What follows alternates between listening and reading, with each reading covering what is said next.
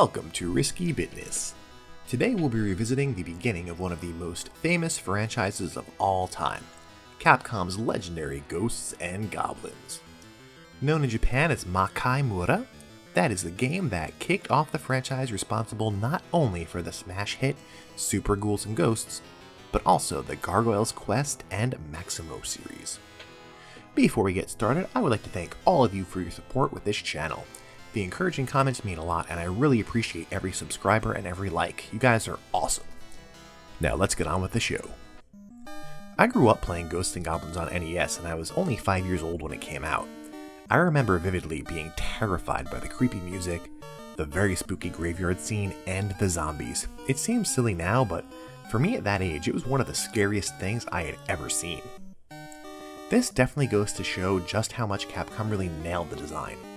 But what I didn't know then, and didn't find out until much later in my life, is that Ghosts and Goblins was an arcade game first. Today this is common knowledge among gamers, but 20 years ago it was a revelation. The arcade cabinet was released in 1985 and ran on unique hardware that predates Capcom CPS-1 boards, but includes the typical 16-bit configuration common in many arcade cabinets at the time. Looking at the arcade cabinet, the graphics are clearly light years ahead of the NES. The music sounds really great too. The goal of arcades in the 80s was to eat up quarters as quickly as possible, and Ghosts and Goblins is an absolute champion in that capacity. Offering challenging gameplay that doesn't feel unfair but is consistently compelling, Ghosts and Goblins was a big hit. However, the challenge is at least due in part to the player character Arthur moving very slowly, and the controls having a bit of delay. This was pretty common in the 1980s though, since it was a way to easily make games harder and make more money. You can set the difficulty using the cabinet's dip switches, but even easy mode is still pretty hard. Luckily, this does make Arthur move faster. Still, absolutely everything in the game world is doing its absolute best to kill you, and you'll often find that dodging one enemy or projectile causes you to run face first into something else. This occurs even with just a few hazards on screen at a time, which again speaks to the absolute genius of this design. In Ghosts and Goblins, you play the role of the hero Arthur, who is rescuing the Princess Prin Prin. She's been kidnapped by the devil himself, no beating around the bush there. While your player character is a knight fighting hordes of zombies, demons, carnivorous plants, and more, the game feels much like a shooter. You hurl your weapons at the on-screen enemies while trying to navigate projectiles and platforms. The platforming is definitely lighter than other platform titles, and the delayed controls and somewhat iffy collision detection make for some very frustrating jumps. There are even platforms later in the game that shove you and can cause you to fall off the platform entirely. Ghosts and Goblins includes a variety of weapons that Arthur can use. He starts with a lance that is slow but does moderate damage. You can pick up a torch, which does good damage and creates a pillar of flame that damages foes. However, because of its awkward and sometimes unpredictable arc, it is disliked by players. The sword is arguably the best weapon. Its damage is low, but you can throw a lot of them very quickly. Therefore, your overall damage per second is quite a bit higher. There's also an axe that travels in a circle pattern through the air. It does heavy damage, but often misses due to its unusual path. The final weapon is a shield that has excellent damage, but a very short range.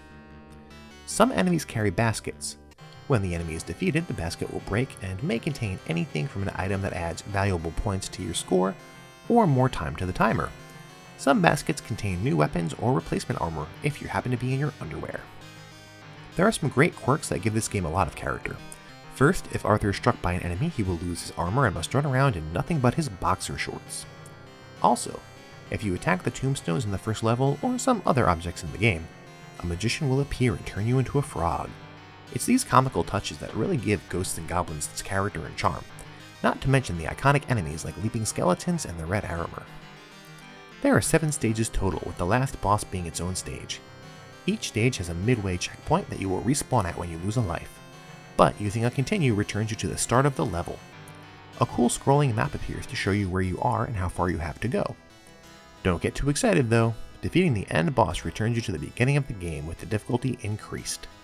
You must clear the game a second time on the harder difficulty in order to view the ending, complete with glorious English text. The NES version is what most of us grew up on, and I remember hours of frustration as I never even cleared the first stage until I was already a grown-up.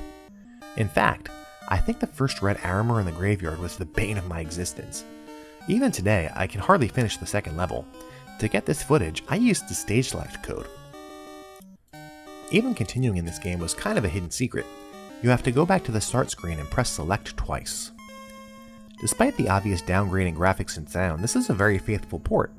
All the stages, items, enemies, and weapons are intact, and even the extreme difficulty of the arcade game remains. It even plays much smoother than the arcade version, though this does little to mitigate the crushing difficulty. At least the platforms don't push you. The poorly localized text is still here, as is the requirement that the game must be finished twice. As ports go, the NES version is really solid.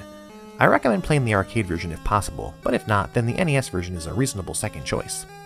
The scary and satanic imagery in this game is remarkable for the time, and what is incredibly surprising is that Nintendo didn't censor much. In fact, uncharacteristically, they changed the shield and put a cross on it, even calling it a cross in the instruction manual. I hope you enjoyed this video. If so, please like, subscribe, and leave a comment to help me reach a wider audience. Thank you, and until next time, game over.